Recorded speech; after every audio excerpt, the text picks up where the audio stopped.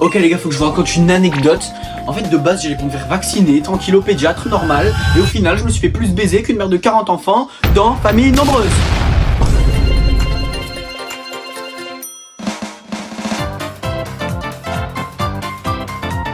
Toi de base j'arrive dans la salle où tu te fais mesurer, peser et tout. Donc l'assistante elle me mesure, elle me pèse et tout. Puis après elle me dit tu fais quoi comme sport? Moi je lui dis tambourin. Là c'est le truc qu'il y a là. Je vous mets des images parce que vous ne connaîtrez pas. Et donc là je sens elle commence à se foutre de ma gueule, tu vois.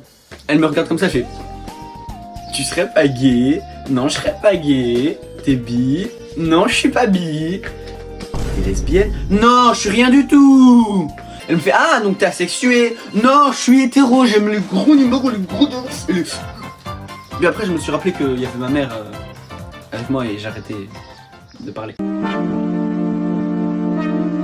Dans mon esprit tout diverge. Bon ensuite c'était au tour de ma soeur, donc elle fait le même examen, elle pose la même question. Tu fais quoi comme sport? Sauf que ma soeur du coup bah yoga. Donc là elle dit c'est quoi ces sports de paix? Puis elle s'est rappelé qu'elle est ma mère et elle a pas fini sa phrase.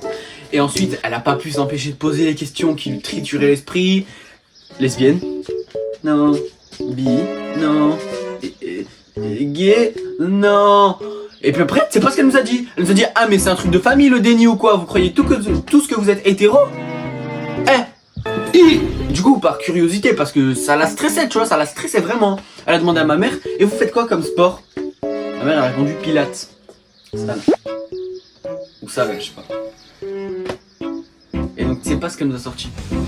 Elle nous a dit mais en fait j'ai compris, vous êtes une mangeuse de graines, vous êtes une végane et vous pouvez subir ça à vos enfants. C'est pour ça qu'ils sont comme ça. Bon, on lui a cassé la gueule, on a tapé un croc chacun, tu vois ce qu'ils font les mangeurs de graines.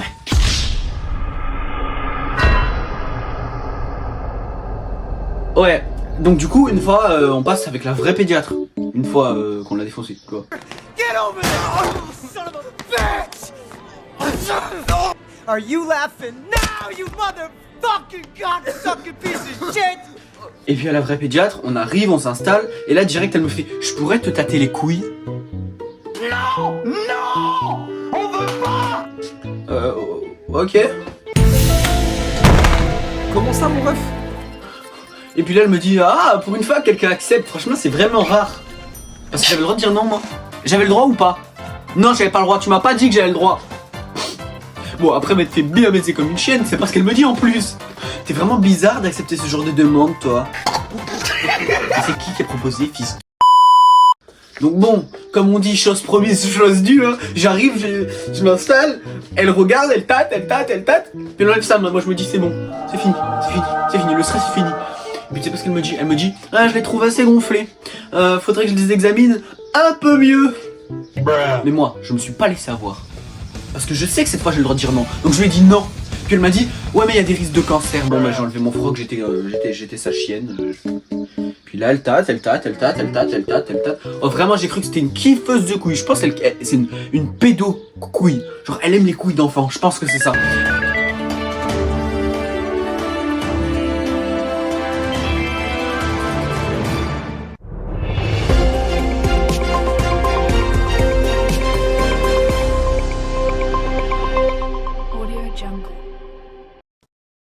Tu vois, elle tâte. Oh, vous me direz que c'est son métier, mais en plus de ça, elle faisait des bruits. Genre, c'était pas des bruits en mode.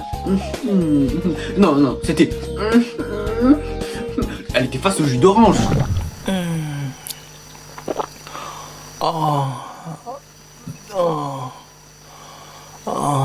Et bon, finalement, je reprends ces mots. Vous savez ce que j'avais? J'avais juste d'énormes couillasses. C'est bon ou pas? Tout ça pour ça. Mais bon, moi je commence à relativiser, tu vois, je m'en bats les couilles. Sauf que je vois sa main là, quand elle l'enlève, elle est pleine de sueur et de poils. Mais vous savez pas ce qu'elle tape comme émote. Elle arrive, elle nous fait ça.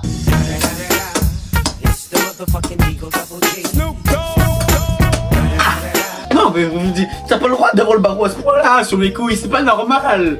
Mais bon, moi je m'en bats les couilles, la journée est finie, j'ai passé la difficulté.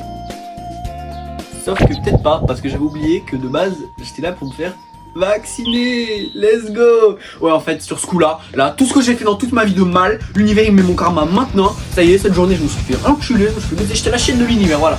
Moi je dis ça, je dis rien. Donc là tu vois je m'installe, je me pose.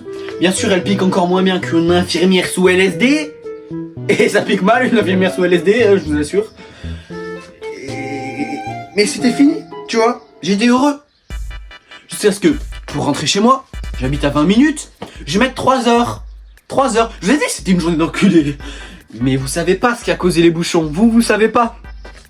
C'était ma putain de pédiatre, putain de pédophile de pédiatre, qui était sur l'autoroute et qui me cherchait pour me remercier de cette agréable séance. Mais vous savez c'est quoi le pire dans toute cette histoire? C'est que j'avais le barreau tout le long où elle m'a examiné les couilles.